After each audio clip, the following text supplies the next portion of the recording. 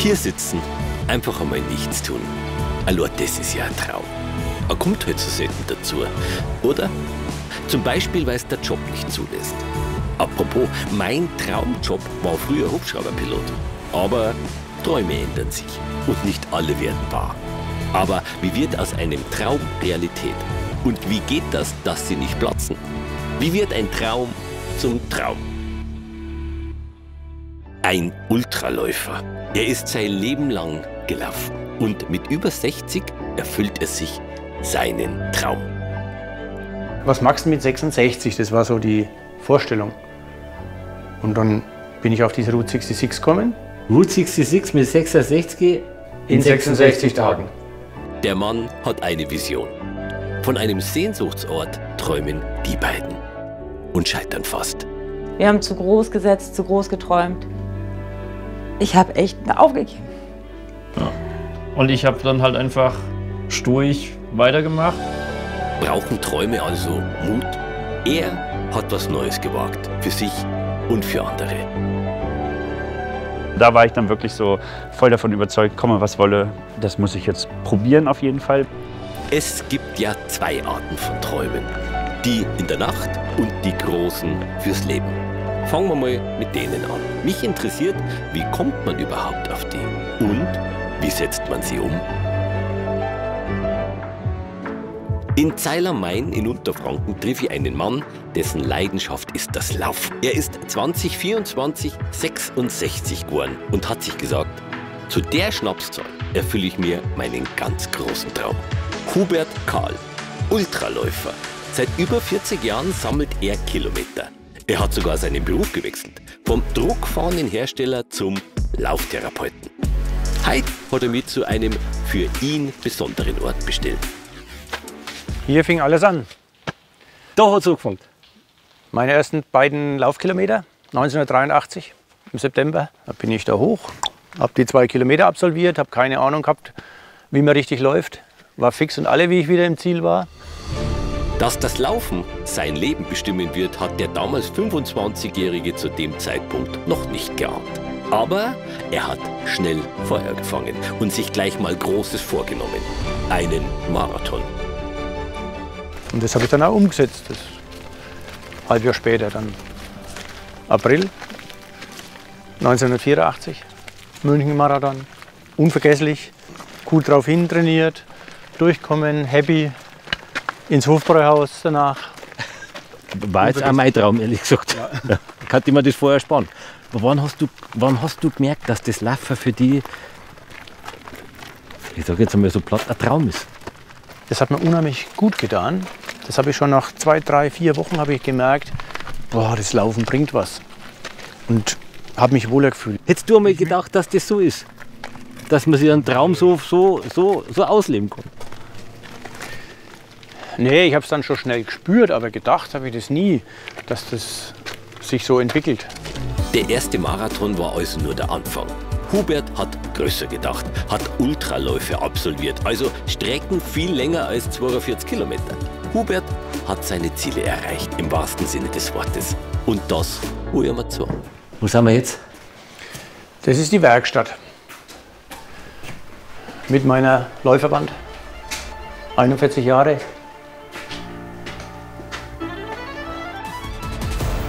Sowas habe ich noch nie gesehen. Über 4 Jahrzehnte Läuferleben in Urkunden, Medaillen und Trophäen.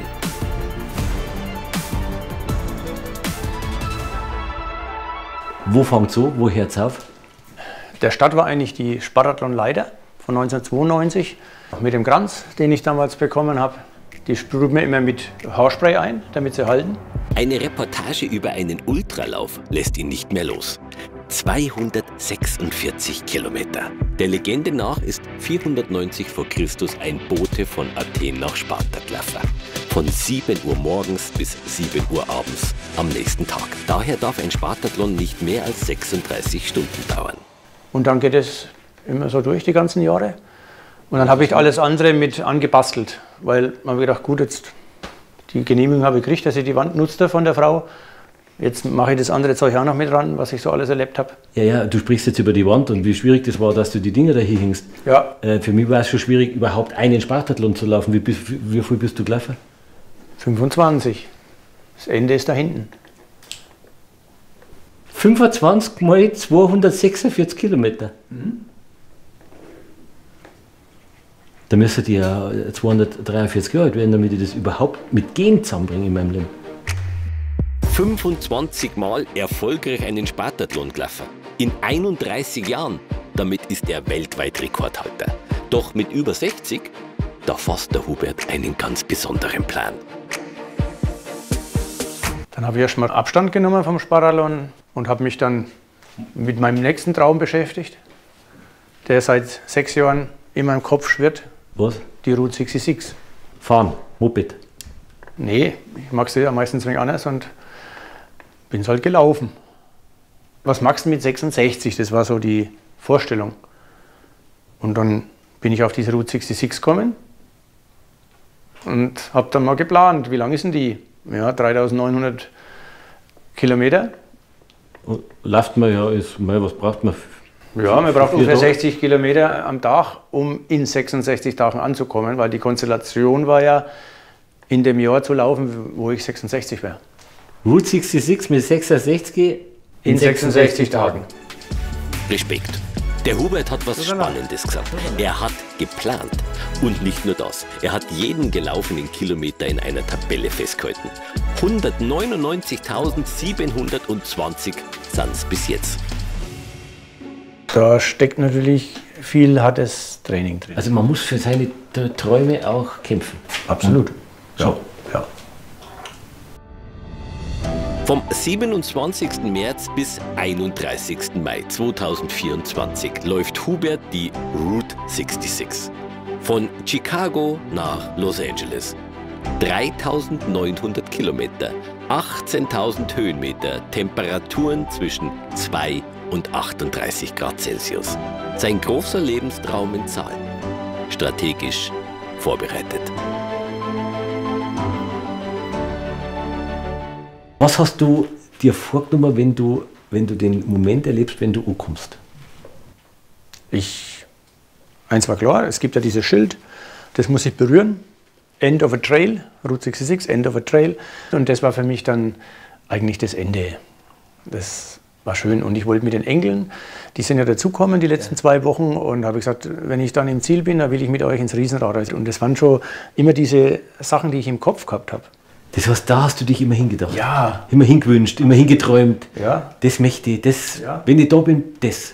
Ja. Wem bist du als erstes um den Hals gefallen? Oh, wir haben uns kurz umarmt und das war's. Die Frau natürlich. Ne? Das heißt, deine Frau unterstützt dich die ganze Zeit. Absolut, ja. Die hat mich ja als Ultraläufer kennengelernt und hat auch gewusst, was er dann heiratet. Ne? Dass wir öfter unterwegs sind und gewisse Sachen machen, aber das meiste haben wir ja zusammen gemacht. Also so viel habe ich schon kapiert. Wer groß träumt, braucht einen Plan und Menschen an der Seite, die unterstützen. Und die hat der Hubert, seine Familie und vor allem seine Frau Christine.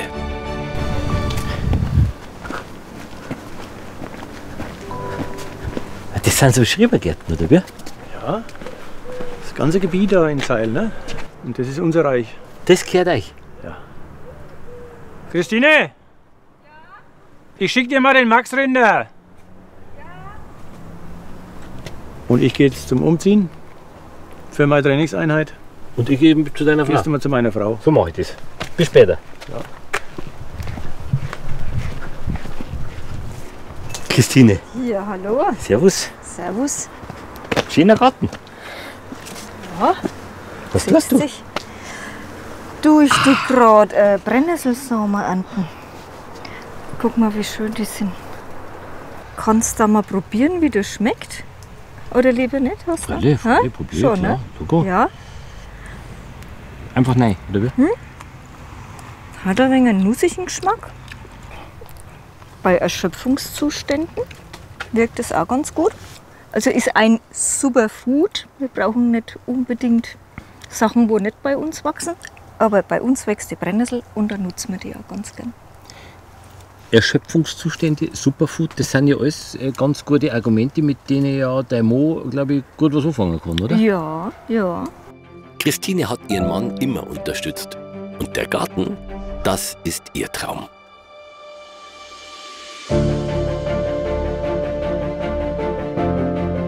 Auf die Träume dieser Welt. Jawohl.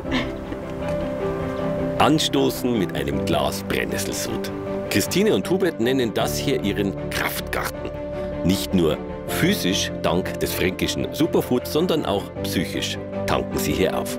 Christine hat eine schwere Krankheit hinter sich. Aber dennoch hat sie ihren Mann auf der Route 66 mit dem Wohnwagen begleitet. Man soll nicht so viel träumen, man soll mehr leben. Ja? Ja, vielleicht mehr in die Tat umsetzen.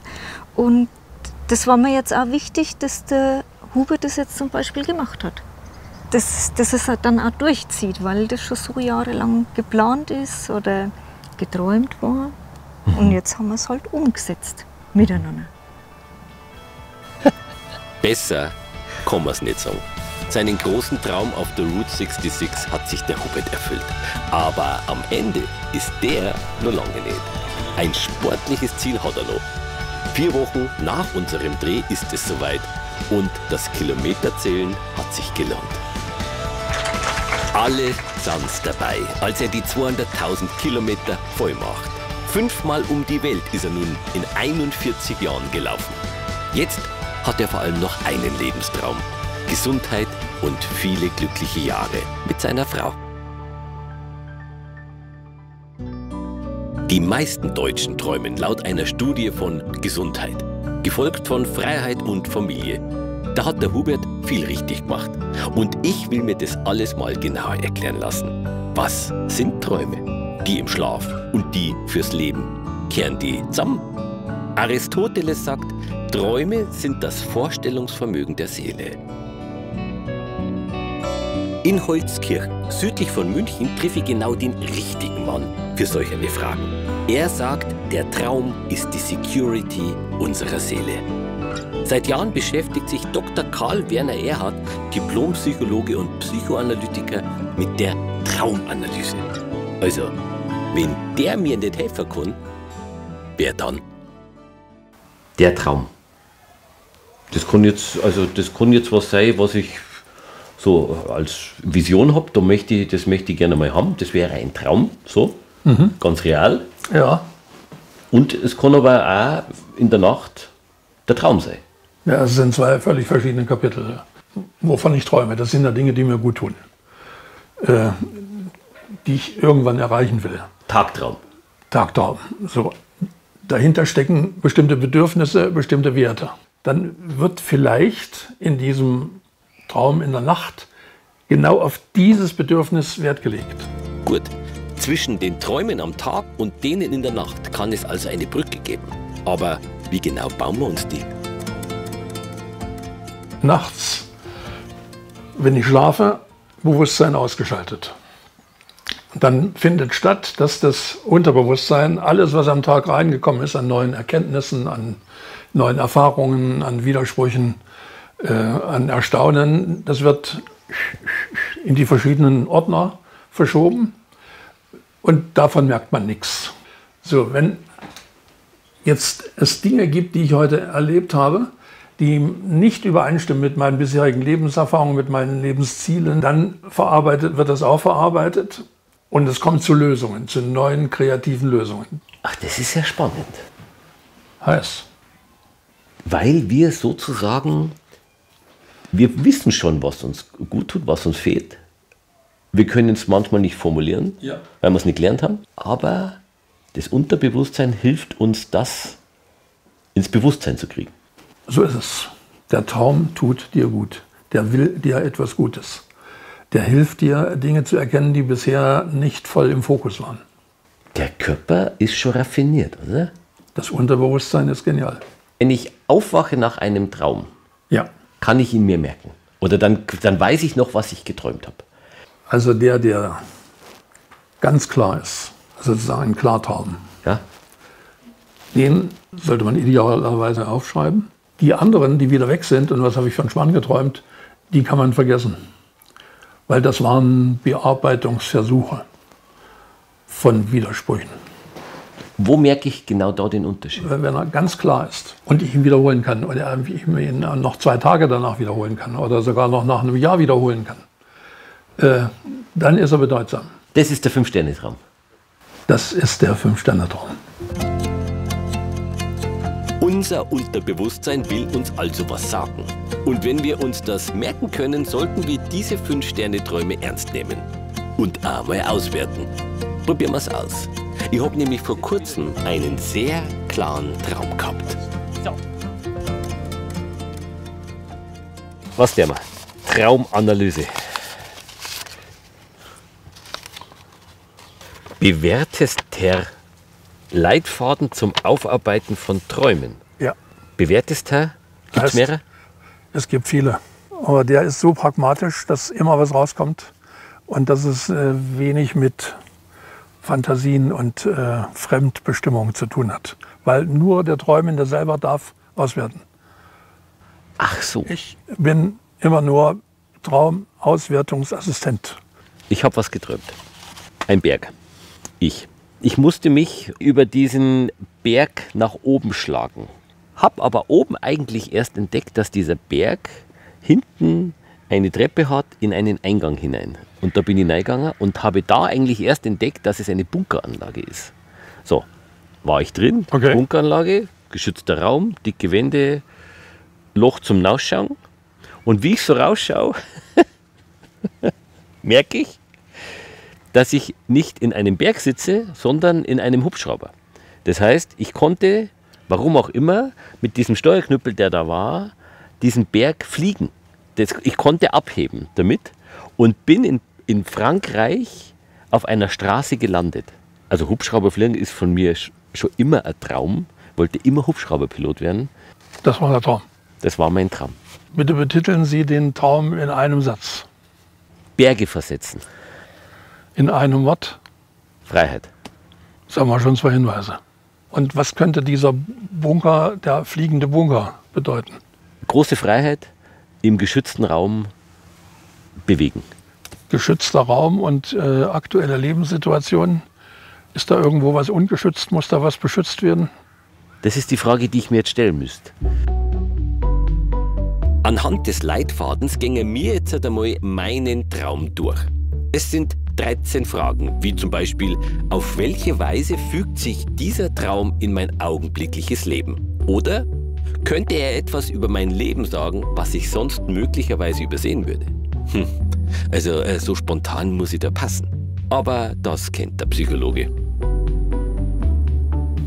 Das ist jetzt eine typische Situation, die häufig vorkommen kann, dass man eben nicht jetzt in die tiefe Innenschau gehen will und was könnte das alles bedeuten, sondern sich sagt, okay, im Moment fällt mir dazu nichts weiter ein, dann schreibe ich es erstmal auf, Datei gesichert, um irgendwann wieder entweder das nachlesen zu können oder mir vorm Einschlafen zu sagen, also darüber habe ich das geträumt, das wäre ja nett, wenn dazu noch mal ein paar Botschaften käme. Man muss dem Traum ja auch Vertrauen schenken, also der Botschaft. Das versuche ich ja zu vermitteln. Vertraue dem, was da kommt, egal wie wirr und wie unrealistisch das im Moment ist. Und die zu entschlüsseln, hilft dieser Traumleitfaden. Danke.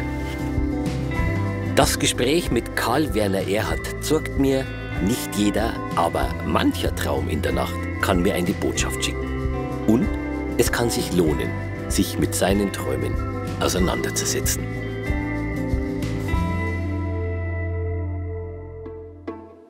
Ich bin unterwegs nach Schirnding in Oberfranken. Hier lebt ein Paar, das sich seinen Traum vom Sehnsuchtsort erfüllt hat. Sie wollten weg aus der Stadt, aus München. Und hier sind sie gelandet. Bis auf den Hof ist hier nicht voll. 500 Meter weiter kommt die Grenze zu Tschechien. Für Niki und Mario Fahland war das hier der große Traum, den sie ernst genommen haben, obwohl sie wussten, der Weg hierher wird nicht einfach. Niki, also das ist schon also einsam. Also wenn man daher geht, das ist dein Traum Einsamkeit. Nicht wirklich Einsamkeit, aber diese Ruhe und diese Natur. Und das ist schon immer dein Traum gewesen oder hat sich das entwickelt? Schon immer, schon immer. Ich war immer gerne draußen, ich war immer gerne in der Natur. Ich war immer gerne mit Tieren unterwegs. Schon mit 4 Jahren beim Wandern bin ich ausgebüxt und auf die Kuhkoppel gelaufen. Weil du so aufgewachsen bist? Also ich bin schon selber im Raum von München aufgewachsen. Hast du in München mal gelebt dann, in der Stadt? Ja, also ja. richtig, also du hast die Stadt erfahren quasi? Ja. Und ich habe diesen Traum verfolgt, den man halt, ich sag mal, vorgelebt bekommt. Ne? Irgendwann Familie, Haus, guter Job, Kinder. Ja. Und dann habe ich irgendwann gesagt, das ist nicht mein Traum. Ich möchte lieber mich davon umdrehen und rausgehen. Und dieses Irgendwann war, was ist an dem Irgendwann passiert, dass du für dich sagst, okay, nein? Ich habe für einen 20-Minuten-Weg mit der U-Bahn 2 Stunden gebraucht. Dann habe ich meine normalen 8 Stunden gearbeitet. Dann hatten wir noch 3 Stunden Überstunden. Dann bin ich nachts um 10, wollte ich heimfahren. Die U-Bahn ist wieder nicht gefahren. Ich hatte keine Nahrungsmittel daheim. Ich konnte nicht mehr einkaufen gehen. Ich bin nur noch ins Bett gefallen. Ich habe gesagt, so, ich kann mich in diesem Leben nicht sehen. Ich möchte nicht in der Stadt sein. Ich will raus. Und dafür gebe ich auch den Job auf. Ich möchte weg. Was hat die Stadt mit dir gemacht? Die hat mich traurig gemacht. Ich hatte das Gefühl, nicht atmen zu können. Ich war zum Teil extrem schnell, extrem wütend, aber ich konnte ja nicht irgendwo hin mit meiner Wut. Ich habe mich sehr beengt gefühlt und vor allem nicht so wirklich, als wäre ich, sondern als Mensch von der Stange. Aber wir stehen hier und das gehört zum Traum dazu. Ich meine, entschuldige, also Tiere. Ja, die ersten haben wir schon da. Und das ist das Haus dazu, oder? Das ist der Hof dazu. Magst du dir anschauen? Gern. Gut.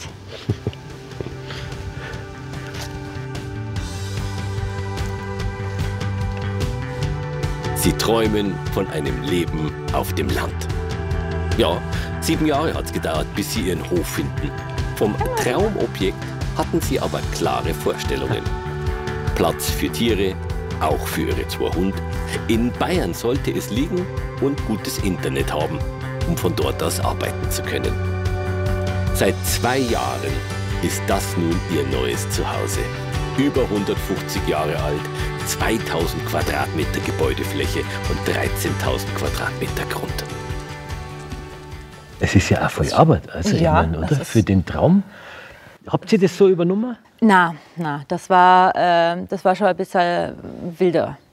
Also ein bisschen mehr Gestrüpp außenrum, also alles, was die Außenflächen, das jetzt der Plan ist, war eigentlich mittlerweile schon überwuchert als kleiner Wald. Hier ist ganz viel Flugdreck angekommen, der sich natürlich über die Zeit zersetzt hat. Hier im Innenhof hatten wir ehemals einen Teich, dann einen Wald. Also ein Dornröschenschloss quasi, Ja, zugewachsen. Ja, genau. Hat es irgendwann den Punkt gegeben, wo du gesagt hast, wie naiv waren wir eigentlich? Es waren manchmal so Punkte, Mario ist viel auch unterwegs, auch über See.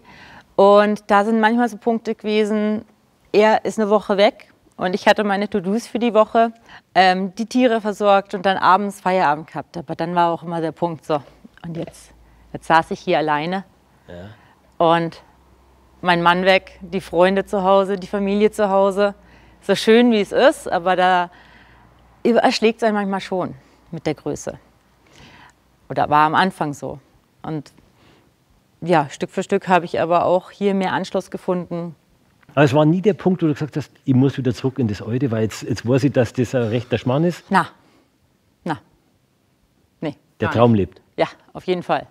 Der Mario, ist der da oder ist der? Der ist, glaube ich, gerade irgendwo in den Scheunen unterwegs. Mario! Christi, Servus. schön dich kennenzulernen, Max. Ja, dich auch, du. Ich habe schon viel gehört von dir. Ich meine, also ganz ehrlich, den Traum muss man gemeinsam leben. Und wenn man jemanden gefunden hat, Dann hast du wenigstens mal einen, der nochmal mit anpackt. Gell? absolut. Und das ist viel zu tun, gell? Ja, aber es macht ja Spaß. Das ist ja das Schöne daran. Ja. So sah der Hof aus. runtergekommen und zugemüllt. Zu einem Spottpreis gab es ihn dennoch nicht. Die beiden haben den Kauf mit einem Kredit finanziert. Den zu bekommen, ist gar nicht so leicht bei solchen Objekten. Niki und Mario haben schon viel Arbeit reingesteckt. Fast alles selber renoviert. Fertig sind sie aber noch längst nicht. Aber ich würde sagen, es hat sich gelohnt. Schaut doch gut aus. Oder? Hier haben wir dann Gästezimmer und Bibliothek. Dann können die Leute halt auch so ein bisschen lesen und haben ihren ruhigen Bereich. So kann man leben. Schön, gell? Schön. Hier wohnen wir und unten arbeiten wir. Komm, gehen wir in die Büros.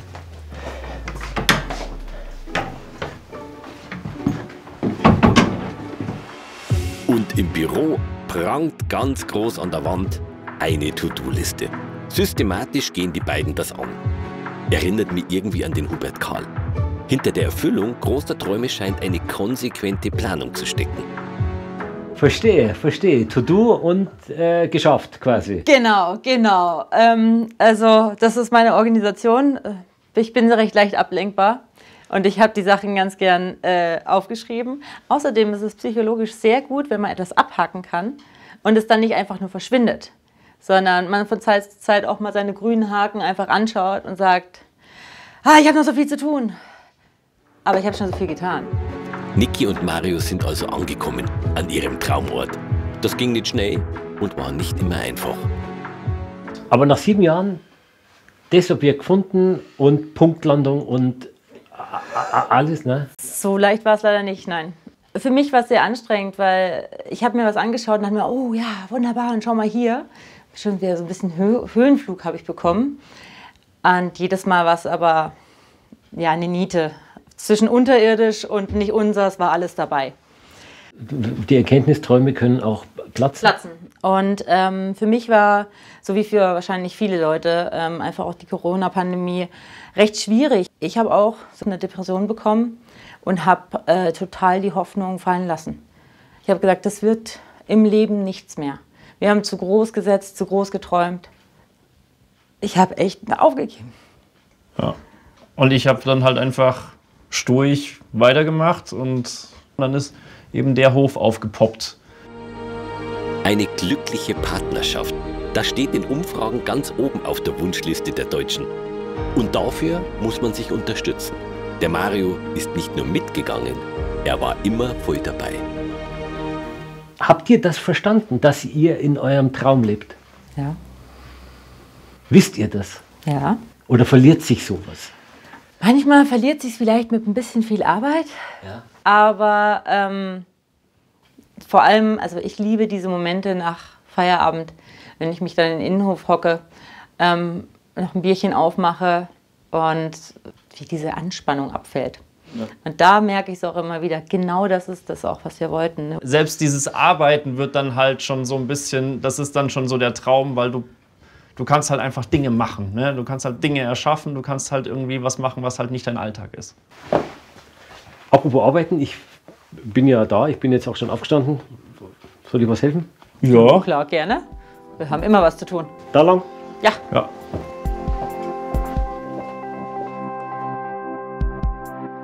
Hinter dem Haus haben die beiden einen Gemüsegarten angelegt. Heute steht die Tomatenernte an. Naja, da habe ich ein bisschen Glück gehabt, hätte auch schwerer kommen können. Niki und Mario leben da, wo sie glücklich sind. Aber sie haben noch ganz schön was zu tun. Ich frage mich, ist das so? Gehört zu jeder Traumerfüllung eine Menge Arbeit? Was genau kann ich tun, dass meine Wünsche und Ziele auch wirklich wahr werden?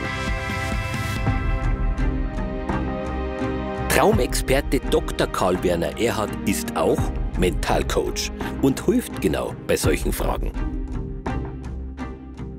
Ich wollte ja Hubschrauberpilot werden. Das war ja so mein Traum eigentlich. Und Ja. da habe ich eigentlich ja viel unternommen, aber es... Hat nicht geklappt. Weil wir jetzt rauskriegen, was da schiefgelaufen ist. Also ich habe Annoncen geschalten in der Zeitung, in so entsprechenden Flugzeitschriften. Bundeswehr probiert, über den Weg zu gehen. Dann hat er gesagt, nein, wir haben so viele Piloten, wir brauchen eigentlich keinen. Okay, dann habe ich es privatwirtschaftlich versucht, dass ich da irgendwie unterkomme. Auch da ist der Traum jäh zerschellt quasi. Es lag an der Finanzierung, Wenn man so will, ja. die eigene Summe aufzubringen. Richtig. Gehen wir es mal durch. Wie wird aus einem Traum ein Ziel? Also erster Schritt, das muss durch den Kopf gegangen sein. Ich habe es mir vorgestellt. Ich habe es wirklich gewollt. Soweit war er. 100%. Wunderbar. Zweiter Schritt, das Ziel muss klar definiert sein. Was, wann, wo, wie, mit wem und so weiter. Also am Anfang habe ich alles richtig gemacht. Aus dem Traum ein Ziel definiert. Sogar über private Finanzierungen nachgedacht. Aber 150.000 € war mir dann doch zu viel. Zu früh abgebrochen, sagt Dr. Erhard. Ich hätte nach alternativen Geldquellen schauen müssen. Gut. Und dann kommt fünftens der Aktivitätenplan. Was muss ich alles tun? In allen Details. Projektmanagement ist sozusagen der Oberbegriff bei großen Zielen. Was man da alles berücksichtigen muss. Aktivitätenplan, Zeitplan, Häkchen dran. Was habe ich erreicht, was nicht. Und eventuelle Situationsanpassung. Ach so, damit man nicht so festgefahren ist, muss man ein bisschen flexibel bleiben. Auch ein interessanter Aspekt. Träume der Lebenssituation anpassen. Ist man für Träume irgendwann zu alt?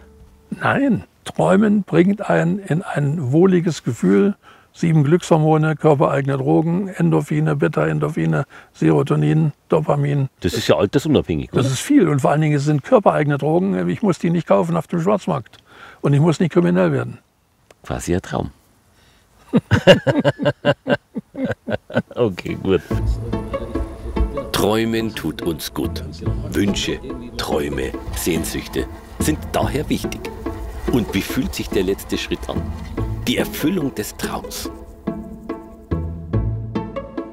Zielerreichung. Ist eines der geilsten Gefühle der Welt. Sollte man sich Ziele aufschreiben?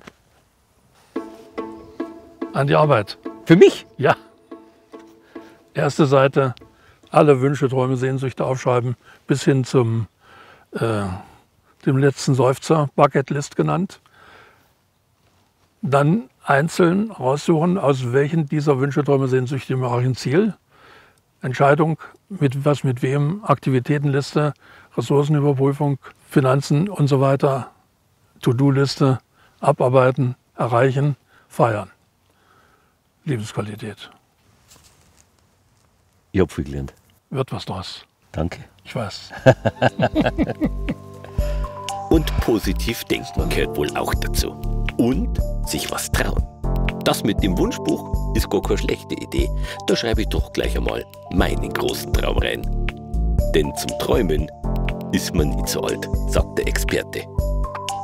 Auch du nicht, Schmidt. Nächste Station meiner Traumreise: Würzburg. Hier bin ich mit einem Mann verabredet, der hat sich getraut. Und das besonders Schöne, sein Traum tut nicht nur ihm gut, sondern auch anderen. Steven Henze, Sozialpädagoge und Kaffeebesitzer. Wie das zusammenpasst, sehr gut. Sie werden es sehen. Als Treffpunkt hat der Steven den Marktplatz von Würzburg vorgeschlagen. Also Würzburg ist ein schöner Fleck, kann man nicht sagen, oder? Definitiv, das stimmt. Ein guter Fleck für dich, für deinen Traum. Ja, so habe ich mir das gedacht gehabt. Genau. Warum? Ich bin eigentlich Sozialpädagoge und interessiere mich sehr für das Thema Inklusion und Gesellschaft. Aha. Gleichzeitig komme ich aus einer Gastronomiefamilie und ich dachte, das kann ich mit der Zeit vielleicht alles irgendwie miteinander verbinden. Wie lange ist das her? Dass der Traum geweckt wurde, sind jetzt so, ja, ich sag mal so 6 Jahre ungefähr. Und welcher Traum ist dann da entstanden vor 6 Jahren? Da ist der Traum entstanden, dass ich in der Mitte der Gesellschaft, sprich hier in Würzburg, in der Mitte des Zentrums der Innenstadt, ja, ein Inklusionscafé eröffne. Ein Ort, wo Menschen mit Behinderung, ohne Behinderung in der Gastronomie arbeiten. Und mir war es halt wichtig, halt auch mit dem Café zu zeigen, so, hey, Menschen mit Behinderung können auch in Mitte der Gesellschaft arbeiten, so wie du arbeitest hier oder wie ich hier einen Job habe. Klar, oder wie die hier am Markt letztendlich auch. Genau, also, wie die am Markt. Warum auch nicht, ja? Das Ziel dahinter ist halt, dass man das alles sichtbarer macht. Du hast, ist es nicht weit weg von da, oder wie? Nö, jetzt von hier, Luftlinie vom Marktplatz, 250 Meter, 300. Gehen wir hin? Sehr gerne. Gut. Wo müssen wir? Ja. Da? Hier runter? Steven wollte ein Café aufmachen und gleichzeitig Menschen mit Behinderung in die Mitte der Gesellschaft holen. Kaffee. 4 Toastbrötchen. Wann wurde der Traum dann sozusagen, irgendwann muss er ja dann ein bisschen greifbar werden, ein bisschen in die Realität kommen, oder nicht? Ja, als ich gemerkt habe, das lässt sich schon alles realisieren, wenn ich halt den Mut aufbringe. Das habe ich dann gemacht, indem ich dann ja, auch bei der Arbeit gesagt habe, dass ich aufhören möchte, meinen Arbeitsvertrag nicht verlängern will. Und Das war der Moment. ja, das war so der Schritt. So, da habe ich halt dann alles auf eine Karte gesetzt. Da war ich dann wirklich so voll davon überzeugt, komme was wolle, das muss ich jetzt probieren auf jeden Fall. Nach dem, was ich auf meiner Suche gehört habe, glaube ich, nur so geht's. Man muss mit vollem Herzen dabei sein. Wer zaudert, kommt nicht an am Ziel seiner Träume. Und dem Steven geht's ja nicht nur um sich, sondern vor allem auch um andere. Da ist es. Da sind wir jetzt. Da ist mein Traum. Gehen wir rein? Machen wir gerne. Ja. Oh. Es ist aber auch kalt, gell? Ja, es ist nicht so der wärmste Tag heute. Oh, schön. Ich würde einfach mal sagen, was Ja? magst du denn trinken? Ne? Cappuccino? Cappuccino sehr gerne, dann kannst du dich schon mal da vorne hinsetzen und die Tiffany bringt ihn dir dann. Wunderbar. Tiffany. Ja. Sehr gut. An diesem Ort sind gleich mehrere Träume wahr geworden. Der vom Sozialpädagogen Steven, der immer schon ein Café gründen wollte, und der von Menschen mit Behinderung. Hier im Café arbeiten zurzeit 10 Menschen mit kognitiven Einschränkungen und 14 Menschen ohne Behinderung, Hand in Hand. Gemeinsam servieren sie Kuchen, kleine Speisen oder einfach Kaffee. Und, wie schön zu sehen, der Laden brummt. So, für Sie den leckeren Cappuccino. Danke. Tiffany? Genau. Sag einmal, Tiffany, was der Steven da gemacht hat, ist eigentlich ein cooles Projekt, oder? Ja, das ist ein sehr cooles Projekt. Also ich arbeite jetzt schon seit einem Jahr hier Ja. und ich bin sehr zufrieden auch mit meinem Chef. Und Ist er ein guter Chef? sehr guter Chef. Warum? Er ist für einen da, er unterstützt auch privat. Also er ist für die ganzen Mitarbeiter da. Ist es dann hier genau das, was du für dich eigentlich suchst? Ist Ja. das so der Traum für dich auch, hier zu sein? Ja, also ich mag es gerne mit Gästen zu reden, sie zu bedienen, genau. Und das macht mich auch glücklich. Ja. Darf ich dich fragen, mit was du so zu kämpfen hast in deinem? Ich habe eine Lernbehinderung. Aha. Und das fällt mir schwer, zum Beispiel Sachen aufzunehmen. Zum Beispiel, man gibt mir was auf und ich muss halt mehrmals nachfragen, Ja. ob das dann auch so richtig ist. Genau. Aber ich bin hier sehr gut angekommen. Man erklärt mir das auch in ruhigem Ton und genauer, dass ich das halt verstehe. Wenn du einen Traum hättest, was wäre das? Also Traum habe ich jetzt wirklich nicht, aber Komm, so einen kleinen, irgendwie so einen kleinen versteckten Traum. irgendwann mal bestimmt auswandern vielleicht Ja? in ein anderes Land. Wo es wärmer Mir wa- ist? Ja, wo es wärmer ist, wo ich mir vielleicht was aufbauen kann. Selber vielleicht ein Café oder so, auch so ein Inklusionscafé. Sozusagen den Traum, den der Steven hier vorlebt, Genau, weitertragen. Das ist ein schöner Traum. ja, Ja. Ich trinke jetzt einmal den Cappuccino. ja, lass ihn schmecken. Genau. Sag mal, habt ihr noch irgendwas, ich sage jetzt mal sowas, ein Croissant oder sowas, habt ihr sowas? Also süße Croissants haben wir Schoko, also das Nutella, Ja. mit Nutella bestrichen oder mit Pistaziencreme. Pistazie? Ja, genau, Pistazien. Das wäre jetzt ein Traum für mich. Sehr gerne doch. Danke. Ja. Mit seinem Café hat Steven nicht nur seinen Traum verwirklicht, sondern auch die Tiffany inspiriert. Der Steven lässt quasi mit dem eigenen Traum andere träumen. Das Senza Limiti, übersetzt ohne Grenzen, war früher mal ein Reisebüro. Steven hat es umgebaut. Barrierefrei. Aber das kostet doch auch ein bisschen, oder? Was musstest du wann, wie irgendwie schaffen, damit dieser Traum heute hier stattfindet? Hast du Geld gehabt? Hast du einfach gesagt, Nee, ich nee. habe 200.000 Euro? Nee, leider nicht. Also ich weiß noch, ich hatte 3.500 Euro auf dem Konto. 3.500 Euro? Ja, mit 3.500 habe ich angefangen.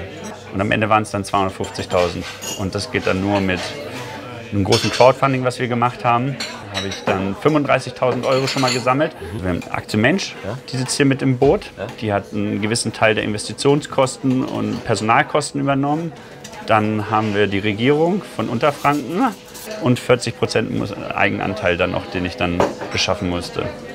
Würdest du jemand empfehlen, wenn er seinen Traum verwirklichen will, was er unbedingt beachten sollte? Man darf sich nicht zu sehr mit den Hürden am Anfang beschäftigen, weil dann schreckt man schon zurück. Hätte ich mich jetzt damit schon befasst, welche Probleme auf dem Weg entstehen, dann entsteht, glaube ich, ganz oft so eine Bremse, dass man dann sagt, nee, dann bleibe ich doch lieber bei dem, was ich tue. Aber wenn man da so ein bisschen drauf zuläuft und auch weiß, dass man da Unterstützung bekommt, können viele Träume, glaube ich, verwirklicht werden. Da hast du was wirklich Traumhaftes geschaffen. Ja. Nicht nur für dich, weil viele Träume gibt es, die macht man für sich selber. Aber du hast einen Traum geschaffen, der lebt den anderen weiter. Ja. Und das ist wirklich was Besonderes. Dankeschön. Ja, bitte. Das ist schon sehr emotional, ne? Also das Thema, so die letzten 4 Jahre, so, das geht nicht ganz spurlos an einem vorbei. So, ne? Das glaube ich dir. Gerade weil es dann, weil es dann halt so besondere Arbeitsplätze sind und auch so, wo dann ganz viel Herzblut halt drin steckt. Ne? Weil es ist so, da stecken ganz viele Geschichten hinter den Leuten und die hatten das alle nicht so einfach im Vorfeld und haben es auch heute noch nicht einfach. So, am Ende bin ich erstmal nur der Arbeitgeber und wir versuchen als Team so den Menschen da irgendwie so eine Perspektive zu geben. Und, aber das Leben für die hört ja nicht auf, wenn sie hier rausgehen, sondern das Leben geht ja da voll weiter. Und da merkt man dann schon so, die haben es nicht leicht. Weißt du, was ich an dir wirklich bewundere? Du übernimmst Verantwortung für Menschen, die es vielleicht nicht ganz so einfach haben für uns und bietest ihnen etwas. Und zwar ein normales Leben. Ja.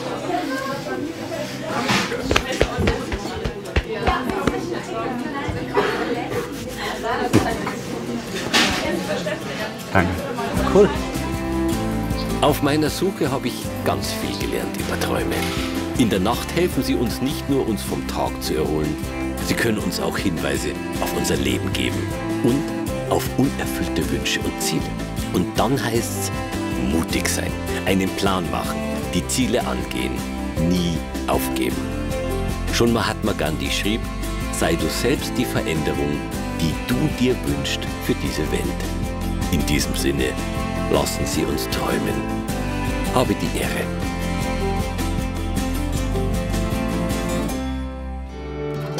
Bihorst Sushi. Gute Freunde. Das ist das Beste, was es gibt auf der Welt. Aber was macht Freundschaften so besonders? Wie findet man Freunde und wie behält man sie? Auf meiner Suche treffe ich 2 Männer, die haben sich auf ungewöhnliche Weise gefunden. Der eine